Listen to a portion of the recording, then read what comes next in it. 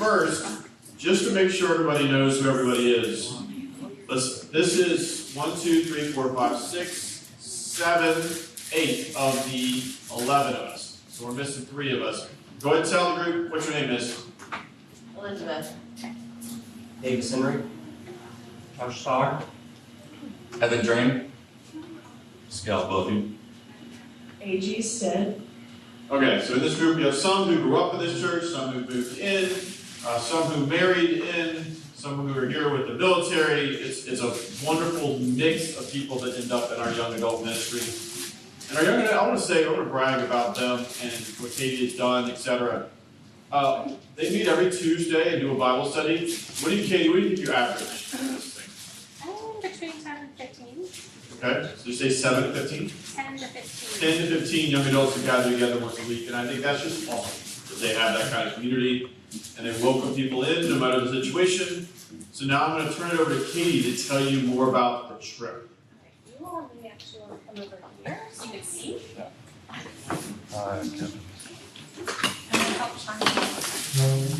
Alright, so we're going to do PowerPoint first. I'm going to have them, if you haven't seen the PowerPoint, I had a little too much fun on Friday night. But it's all their pictures, so so this PowerPoint will kind of take you through what we did with the pilgrimage aspect, and then we'll have them come back and sit. We have a few questions, and we'll definitely open it up to you all, because we want to hear your questions as they reflect. Alright, so to start us off, our adventure began with us flying out. A lot of us were on the same flight. And then we really gathered together in London. But our true pilgrimage journey began at Rochester Cathedral. You see we had our passports. I know I see Elizabeth's in her hand. I left mine on the table. So afterwards, if you want to see the passports, it's a pilgrim passport. You get stamps along the way. And then this is the start of our hiking. As very first day. So we started there at Rochester. You can see there's London, there's Canterbury, that's our final destination. So we walked the Pilgrim's Way, which the only kind of markers were occasional signs.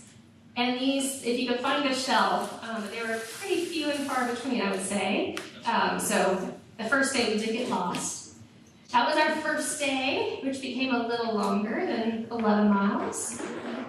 Our second day was going to be 15. We kind of cut off a little bit at the end, which was mainly street walking. And then our third day to Canterbury. Takes a lot longer than what Google Maps says, by the way, because they're not accounting for the mud and the fields and the manure and all the stuff. But surely, just a piece of cake. The things that we were walking through in these beautiful landscapes.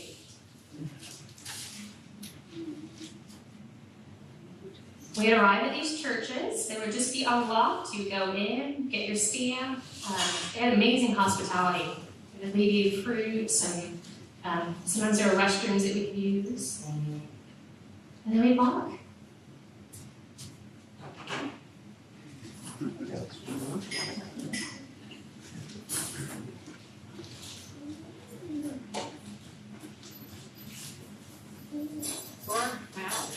Yeah. Workhouse College.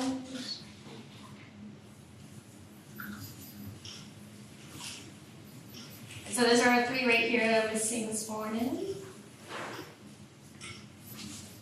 And then there were always the stairs. Lots and lots of stairs. One day we ended and there was this beautiful rainbow at the end of our first day. And we finally made it. So we could see Canterbury off in the distance.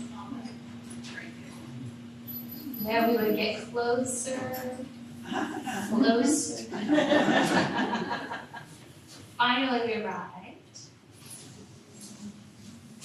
Then we got to come in, be received as pilgrims. They prayed for us. Just incredible memories. We joined them for worship, so you see us right there in the front 2 rows. closest to the camera.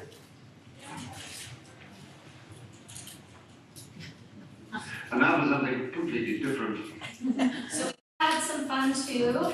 We stopped at the church mouse and had tea.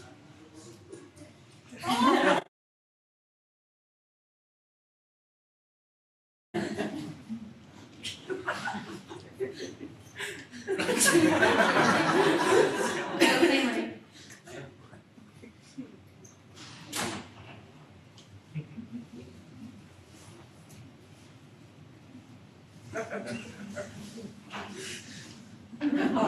For always animal tales.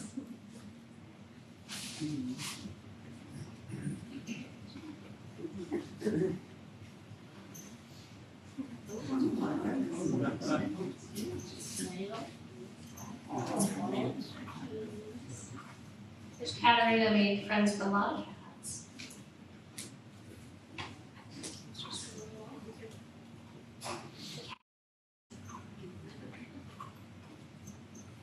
And then of course there's the pulpit lectures.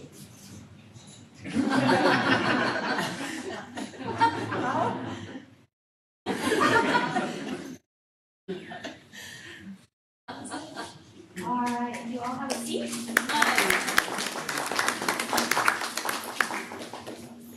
Alright, while they're getting settled down, basically, we spent a day and a half in London, did all the London stuff, all the big churches, we'll talk about that.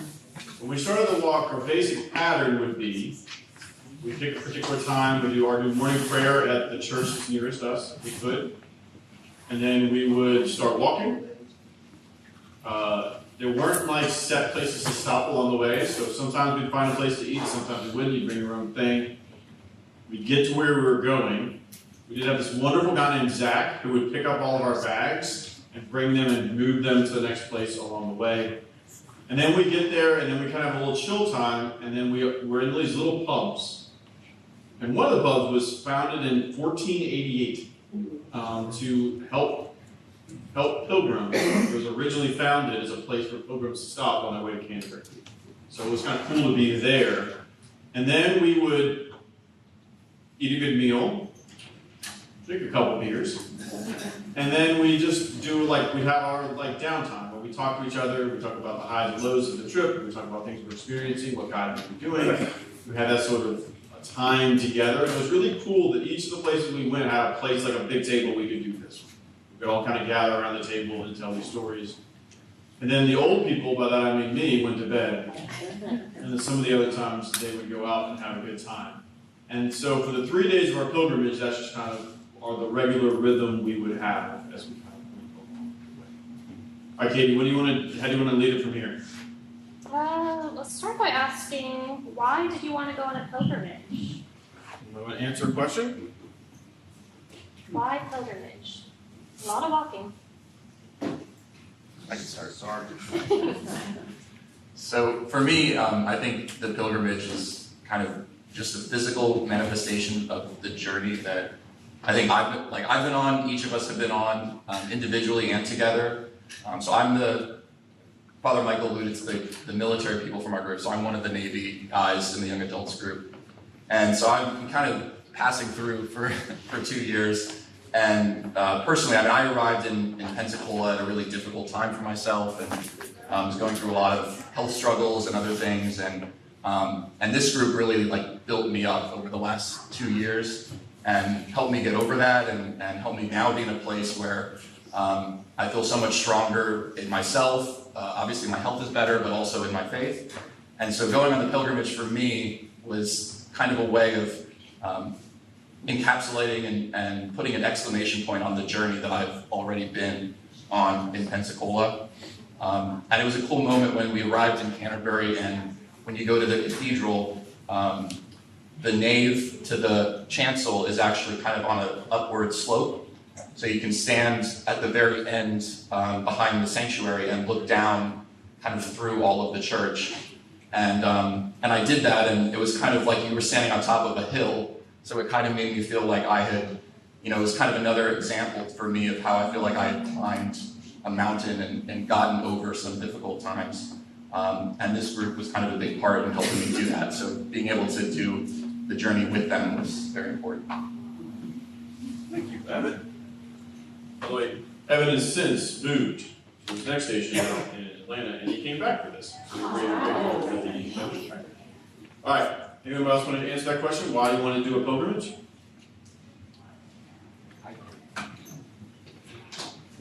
So why I want to do a pilgrimage was I remember Father Michael talking about his pilgrimage on the Camino, and I also saw it heard about Mel Gibson talking about it in Braveheart, and I thought that it would be really cool to do like a once in a lifetime experience like this, especially in another country that I had never been before. So that was really the biggest selling point for me. Okay. Anyone else on that question? All right, can you give us another one? So I remember that first evening when we were gathering together, talking about, okay, tomorrow day one, we're going to walk 11 miles. There were a lot of feelings around the table. After you got to Canterbury, what did it feel like to walk all those miles? What was it like? So thinking about how you felt before, and then when you arrived in Canterbury, what did it feel like to accomplish that? I mean, it felt great. It felt great to accomplish that. At first, I was really worried, honestly. I was like, oh my gosh, we're gonna walk all these miles. And it was a great experience though, really spiritually, because we had these little prayer cards. So I thought that was really cool that we could get closer to the congregation while we're walking, and kind of prayer in silence for they had little prayers for something that someone would need, or something like that. I thought that was really cool. It was a feeling of accomplishment as well. It was like I felt that, and then it was great that throughout the time we spent, we were doing. We would go to Evensong throughout to these different churches, and then when we finally got to Canterbury, we felt that we had come full circle, and so it was a great experience. I want to say two things about those prayer cards. Thank you all for filling them out. And it's basically, we had them out in pews for weeks. People put their prayer requests, and Katie made sure that everybody had a ring of them, and also it was very important to them they all had the same number of them. So she was actually hunting down a few at the end, because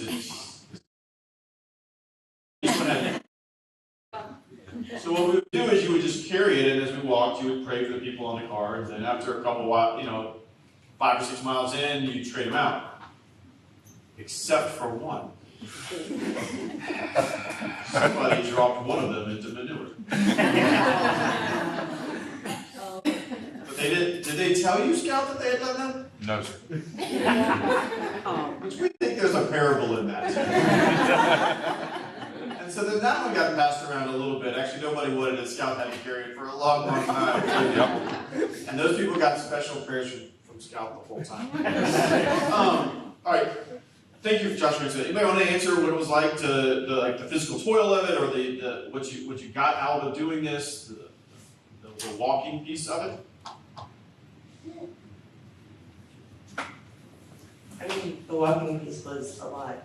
But the feeling of getting to Canterbury was such a sense of accomplishment, to be there where all the other pilgrims have arrived to Canterbury before.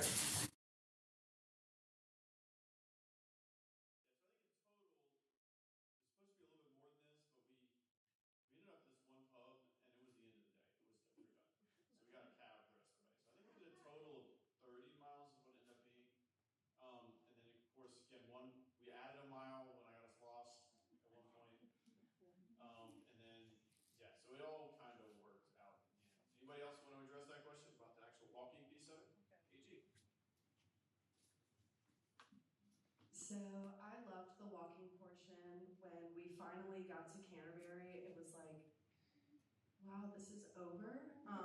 I loved the journey. I loved being out in nature and just kind of seeing my big thing was all the sheep. I loved the sheep and the seashells. And it's kind of funny. We were at the Tower of London, and I have this little scallop shell tattoo on the back of my ankle that I got for absolutely no reason. And Mother Katie is behind me, and she's like, "Oh, it's gonna guide us along the way." And I'm like,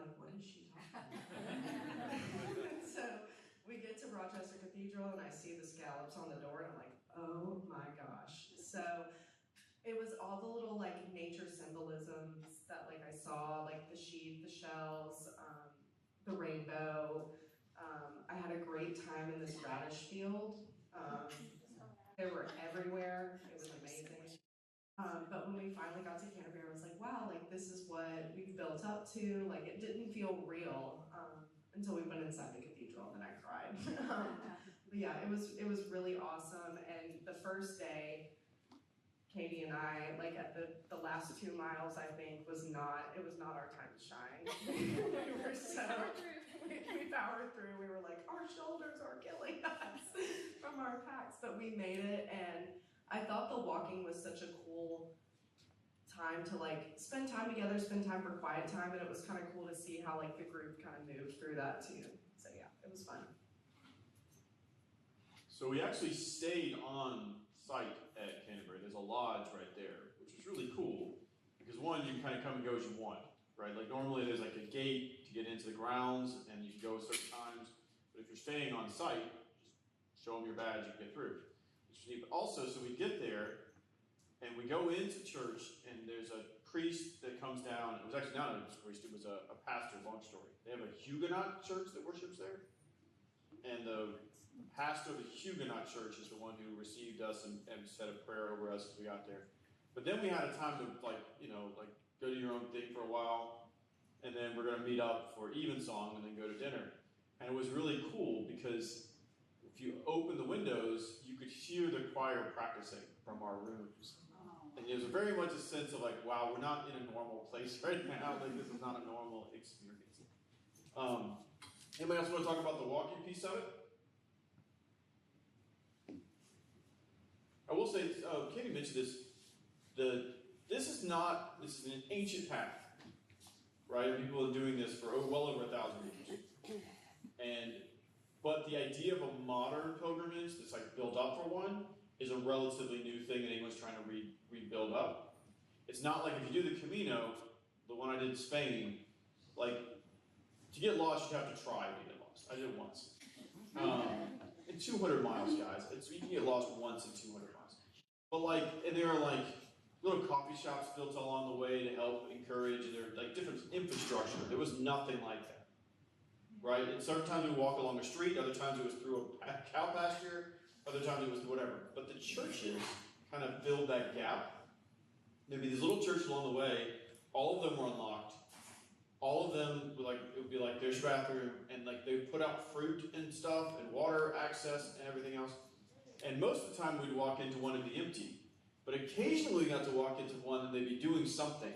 And they were just happy to have us. Like one time we walked into this one and they were preparing for the school's music talent show. It was going to be held in the church.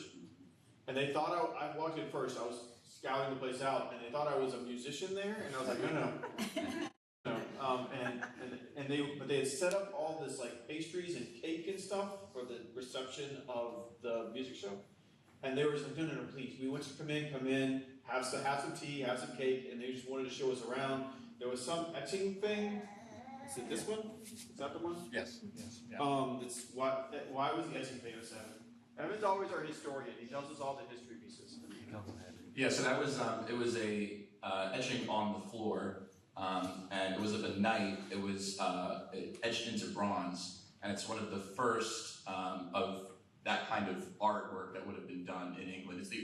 Apparently it's the oldest that they have uncovered of that particular kind of artwork of an etching, so that's kind of why it was notable. So if you went around the drum sets, I'm kidding. I think they were setting up. You could find this thing. Anyways, my point was the churches really acted as these sort of spots of hospitality along the way. All right, Katie, you want to ask another question? Favorite moment? All right, favorite moment.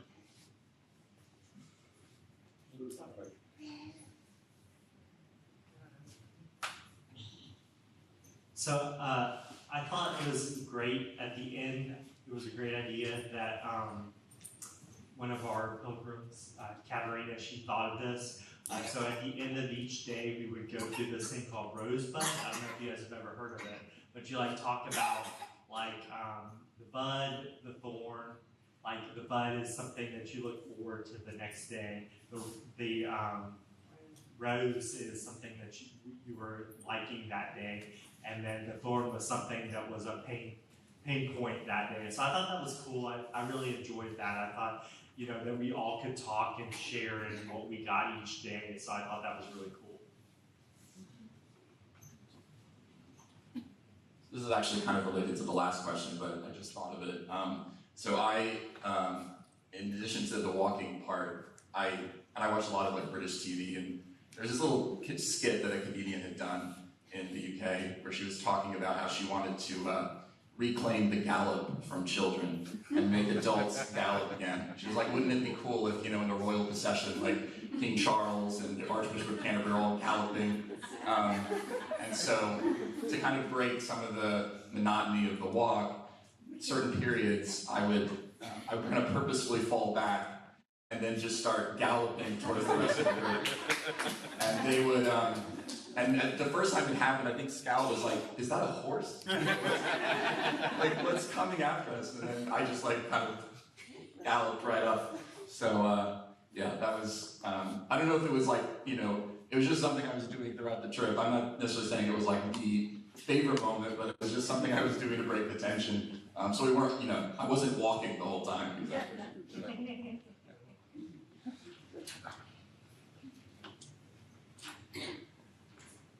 I have so many favorite parts, but I think one of my favorite parts was getting to see how the other churches functioned over there. It's very different. So yeah, when it came time to say thanks be to God, I was so ready. I was the first person, thanks be to God.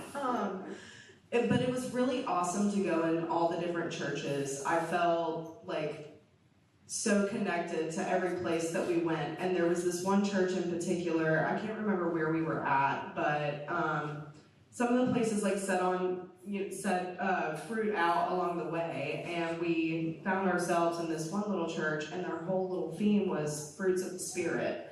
And we had the fruit. So that was kind of a full circle moment for me.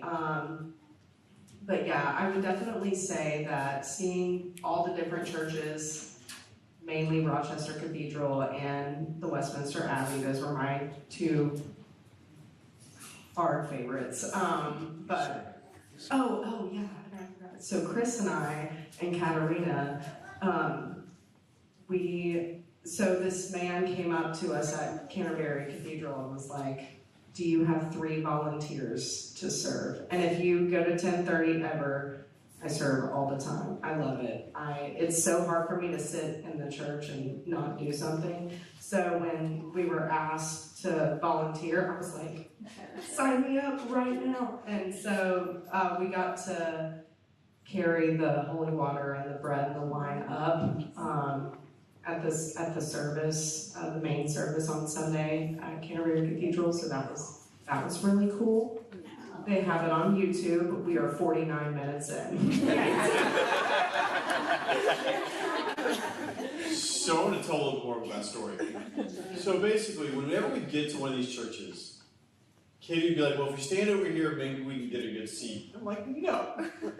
I would go find somebody in charge and be like, "Do you know who we are?" I would just be like, "Hey, we're pilgrims from the United States." And every place we went, they would reserve seats for us. So we did even song, we would get to sit in the choir area, right? Which was really cool. So we did that at St. Paul's, we did that at Westminster, we did that at, Rochester was not, anyways, Canterbury. Well, the guy at Canterbury, they were so kind about it, that when we showed up the next morning for Eucharist, he came over and said, "Oh yeah, we have your seats too." I'd say they went ahead and reserved the seats for the Eucharist, which is why we're in that front row when you can see us there. So this guy comes up and he's like, "Hey, if you get free seats, y'all got to do some work. Can I have 3 volunteers?" And I've never seen somebody raise their hand faster than AG did at that moment. She was like, so she and Katerina, who grew up here as acolytes, in fact, when I got here as the rector, they were my star high school acolytes. And so they've been trained that. And then Chris joined them, who did not grow up being an acolyte here, but he's ready for it. He's an organist. He's ready for it. And so I texted Gene Carrigan.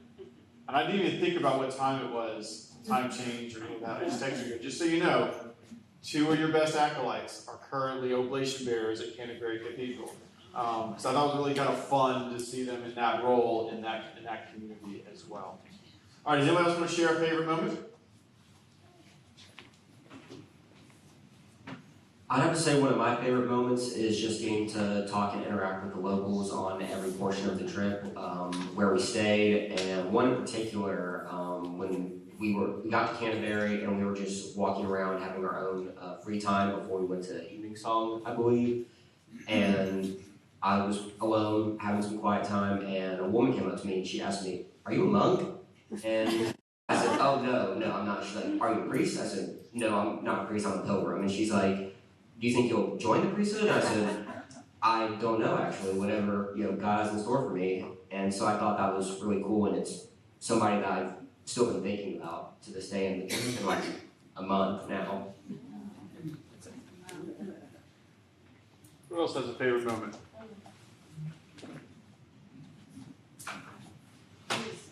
More so back about like the walking stuff, but there are some times when like towards the end of the day when we were like really tired, where you could just sort of see like the sunlight coming through the clouds. That was one of my favorite moments.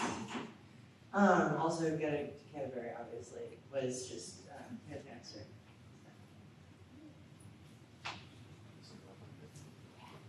Anyone else want to share a favorite moment? Something quick, following up on what Davis said. Davis and I we went to a pub one night on the trip, and we became best friends with the bartender in this pub in like the middle of Kent, and I still text it to this day. We still. Yeah, were they all buying y'all drinks? Oh no, he gave us free drinks. Yeah. And then. I should say the other bartender, because the one that we made friends with was giving us all these free drinks, and the other bartender behind the counter goes, "Wow, this Yank can drink." And then I told him, like, "Well, I'm in the Navy." So. But I will say, when it was time to walk, everybody was ready. Everybody was ready. All right, Katie, what's one of your favorite moments? All right. Okay. We had a running joke. Because we were talking about a schedule for a day. Now, just so y'all know, if Katie had a choice, and she was anywhere near one of these big cathedrals, she would be at every single one of their services. And I don't mean a couple of them a day. Like, Westminster Abbey has like 7 that they do out the day. If she had a choice, she would be at all 7 of them. At Canterbury, I did do 8 o'clock Eucharist, came back at breakfast, 7:30 morning prayer, 8 o'clock Eucharist, breakfast, and then 11 o'clock service. Yes. And what's fun though is that kind of became contagious to her little minions and her group. Gave people options. One morning we were in Rochester, and Rochester was really cool. It was not a church that's used to tourists, like it's not a touristy church. They were just so kind and gracious. It was where we started. It was a really cool space. Got to talk to a couple of the priests there. I mean, it was a really cool vibe in that congregation. But we gave people a choice. There was Eucharist at Morning prayer.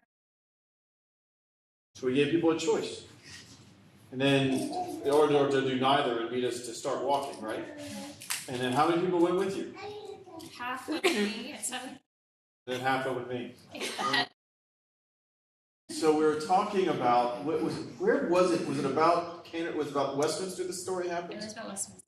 All right, so we're talking about whether or not, when we need to leave, and Katie was like, I can go to morning prayer. And then she goes, and I'm not making this up, she goes, and Eucharist! So that became a thing we did the rest of the trip. Oh, and Eucharist! You have a priest here who loves the Eucharist. Do you want to share any other favorite moment?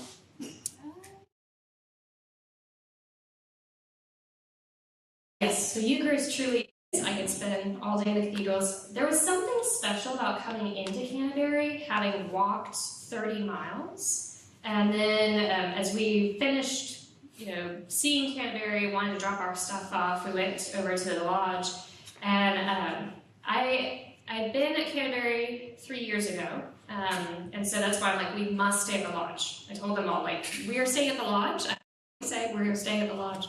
And they actually gave me the same room I had 3 years ago, which I thought was amazing. And I opened up the windows, and I could hear the organ and the choir practicing for evensong.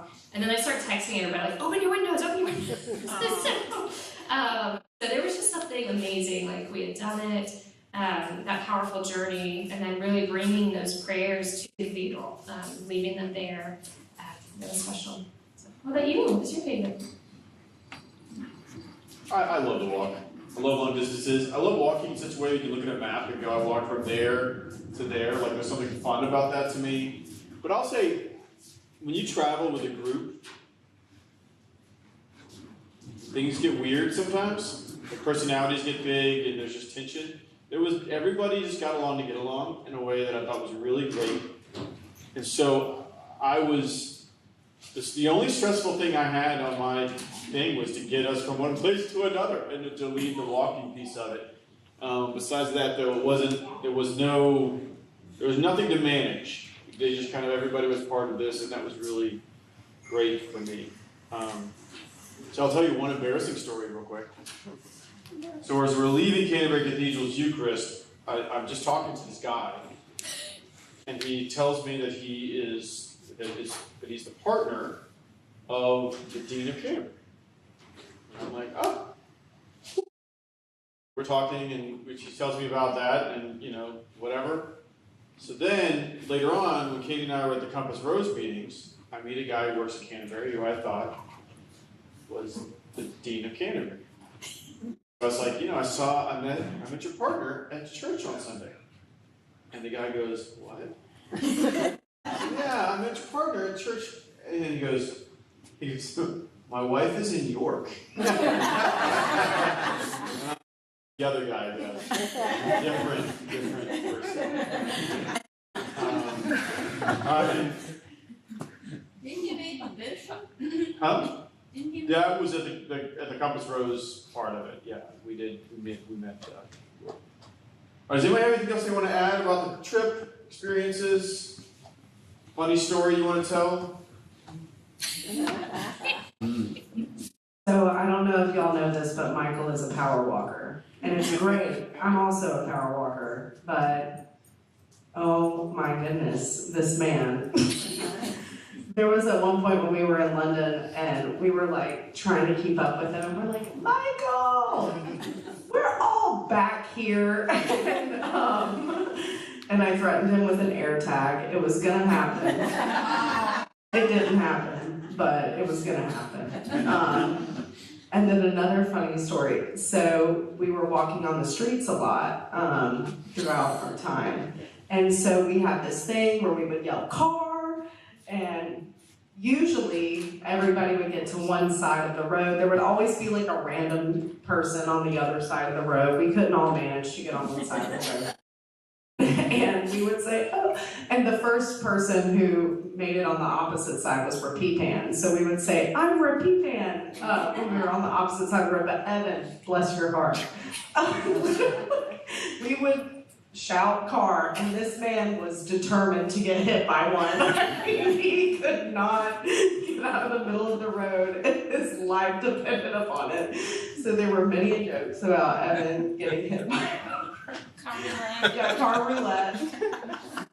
Or tractors or things like that. Anybody else want to tell a story?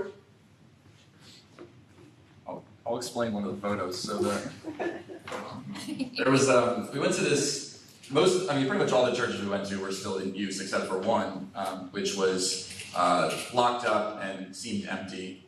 And the Mother Katie included this photo in the slideshow, but there was a wall and it said, please don't clamber on the wall.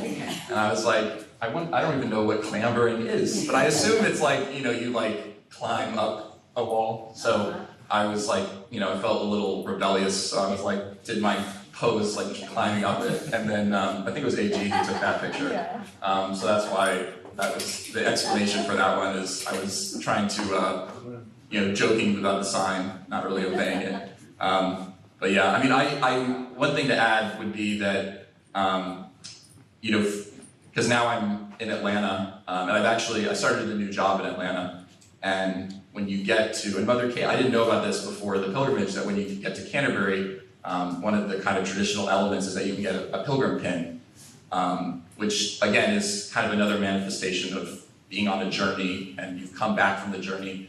And I actually wore my pilgrim pin on my lapel for the first week of the new job, because it was kind of like, for me, a symbol of another new beginning and how I had just come from a journey. And people would ask about it in the office, and then it was a nice excuse to tell them about the whole trip and everything that we did. So I felt like I had this group with me again in the next phase of my life, because I've started my new journey kind of building on the pilgrimage that we just came back from. And Katie mentioned the passport, but I'll show you real quick how it works. And this started, I'm pretty sure it started with the Camino.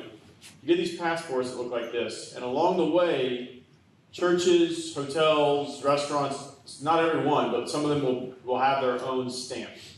And so as you go into one, you'll get them to stamp your page as you go along. And the reason it started on the Camino is because people had to do it as penance. So they would go to the priest and say, I've committed a sin. They say, okay, well, you got to walk the Camino and come back. I accidentally killed somebody. Okay, walk the Camino, come back. Well, then people would just go on vacation and then come back and like, yep, that was a long walk. And so what they started doing is saying, well, okay, there's a certain type of shell, the same shell that you got tattooed. There's a certain type of shell, you'll get that when you get to the Camino. Well, then people started selling those shells. So you would, find some guy and go on vacation for a couple months, come back and be like, I know, it's terrible, but I did a long walk, but here's my shell. So then they said, okay, we'll create a thing, a little scrap of paper that you would take with you, and along the way, the priest at all the little churches would sign it. So when you do the Camino in Spain, you have to walk at least 100 kilometers for it to be considered a Camino. And so when you get to the end, there's this little office you go into. Some people go before you go to church. I went to the church thing first and then went in there. And then they look at it. They're like, you started here, okay, then you went here, then you went, okay, good, got it. And then they say you did it, and then you get this document thing. And so that's the idea behind this, is to show that you did it. It was kind of fun, because every time we were in any place, we'd ask them if they had a stamp. Some of the churches that were open would have a stamp on a rope, and you could use that one instead. It's kind of marked our trip along the way. All right, we got a couple minutes. Does anybody have anything else they want to add about the trip? Actually, let's take questions from the group. Anybody have any questions? Donald. Historically, why did the pilgrimage begin where it began, and why did it end The beginning, does anybody know why it started? It's actually traditionally in Winchester. Yeah. Let's turn to the history guy. It's traditionally in Winchester.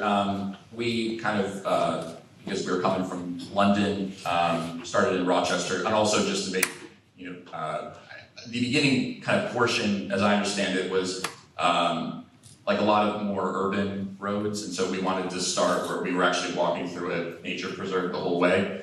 In terms of getting to Canterbury, so Canterbury Cathedral, Canterbury has been kind of the oldest site of Christendom in England since St. Augustine that was where he first landed and converted the first Anglo-Saxon king to Christianity. So the roots of Christianity at Canterbury go back a long way. But the cathedral itself became even more notable in the Middle Ages after the reign of Henry II. Thomas Becket, who was the Archbishop of Canterbury at the time, was murdered in Canterbury Cathedral by 4 of the knights of Henry II. Henry II was trying to assert the rights of the English crown over the church, and Thomas Becket was asserting that the church should have more independence from the crown and more power. And so the king is said to have shouted out, it's unclear whether it was on purpose or just kind of a rhetorical statement, but he said, will anyone rid me of this turbulent priest? Well, 4 of his knights went to do just that. And when you go to Canterbury, there used to be a shrine to Thomas Becket, and pilgrims would come because there were miracles associated with the shrine of Thomas Becket. People would be healed by touching the relic of Thomas Becket. And when you go to so that's why kind of the cathedral became especially notable. That would be the Canterbury Tales era where pilgrims were going. During the reign of Henry VIII, so another Henry, he was not a fan of Thomas Becket because he was trying to obviously bring the church more under his control as the King of England and became the head of the church. So he had the shrine removed. So you can't actually see the original shrine anymore in the cathedral, but there is a candle that marks the spot where Thomas Becket would have been. And there's a shrine at the place where he was murdered. So you can see the place in the cathedral where he would have been murdered, and then there is a candle where he would have laid, where the original shrine would have been. So Thomas Becket is kind of what took, because Canterbury would have always been associated with kind of the head of the church in England would have been at Canterbury since the very beginning, but Thomas Becket kind of elevated the cathedral to to the place of pilgrimage that it became. And obviously the shrine is no longer there, but you can see all the sites and the places in the cathedral that are associated with it. I gotta say, I say this with all love, Evan, but it was a funny thing to me that if you asked a question, even if Evan wasn't around, like two people walking around through a church door, I wonder who that is. And out of nowhere, Evan would go, ooh, I know. He researched so much and knew so much in an awesome way. It was great. Marcia? First, thank you so much for sharing this. What an awesome experience. A related question to Becket. My first exposure to the Pilgrims was reading Canterbury Tales in an English literature class when I was in college. And it was published around 1400, and I just wondered if, knowing the hundreds and hundreds of years of pilgrims who had walked as you did that have any impact, or how did it feel to know that you were following in those footsteps? So that was really awesome. It was a really awesome part of the trip for me, knowing that so many people, hundreds of years prior, had done this exact same walk. Not maybe for the exact same reasons or, what have you, but you would go into some of these churches, Canterbury as well, and you would see where the stairs were indented from people kneeling or walking up. There was this one time we were at Westminster Abbey, and we got to go to Edward the Confessor's shrine, and that was so cool. But we literally couldn't stand in certain places because the floors were so worn from people kneeling and praying, coming and paying their respects. So it was cool because we were on a journey, to do a new thing for ourselves, but we were on this journey that so many others had taken, and it was just really cool to see how far back our roots go, in a sense. Because I feel like sometimes, we kind of get swept up. We do the same thing every Sunday. We do the same thing every Holy Week, It's great, it's awesome, but why are we doing it, And so it was awesome to kind of see how other people do it and why we do it and reconnect with that. So yeah, it was awesome. Thanks, AG. I got you, Carolyn. Some of the cathedrals had a particular staircase that pilgrims would use, and they would climb them on their knees. So if you go to Rochester, one side of if you face the altar, on the right side, the stairs still look normal. On the left side, they're all divoted, and you could see. Think about how many people had to go up that thing on their knees to make the stone look like. Caroline, your question? The other history. Well, did you meet any other pilgrims? Did we meet any other pilgrims? No. We didn't think about that. How different from the Camino, right? Yeah, well. I mean, it was a crowd scene. But now that you've done Canterbury, what next? Oh, what next? Do you have They're talking about doing the Camino. That's what they're talking about. I'm all for it. I'll go wherever. I don't think we have a direct plan. Evan, you want to add? Sorry, I have to talk more about history.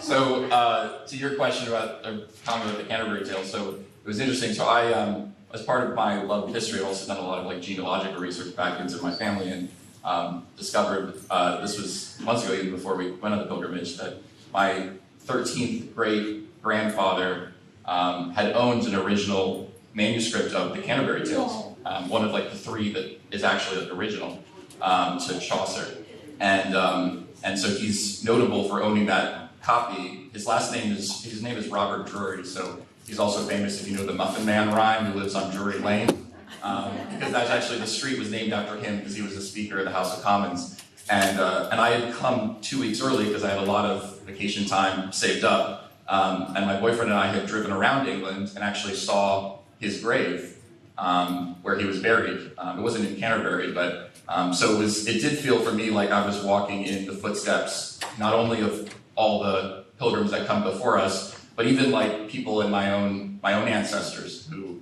were from England, and so that was a real kind of part for me is reconnecting with my faith and my heritage at the same time. Stop it there because I need to go get vested. Thank you all for being here. Thank you all for hearing, and thank you all for your prayers for this group. Also, some of y'all helped make financial contributions to what they did. A couple of you even bought rounds of beer for when we got to the night, which they very much appreciated those too. Yep. But so thank you all for your support for this. I want you to know one other thing. We took 11 people, which was great. But we actually had to turn people away because the pubs we stayed at only had a certain number of beds. Like, we had to figure that out first. Stay at these places, because there's not a lot of options. Like, the places we stayed were the only place in those little villages you could have stayed, and there wasn't anything for another 10 miles of walking after that. Like, we had to pick around the places we stayed. So it's cool to me that our church has a group of young adults who want to do adventures like this, and want and who knows if we do the next one, who knows where we're going. Who knows how many people can go? It'll be a great time. But anyway, so thank you all for being here. Thank you all for a great job. I'll see you in church.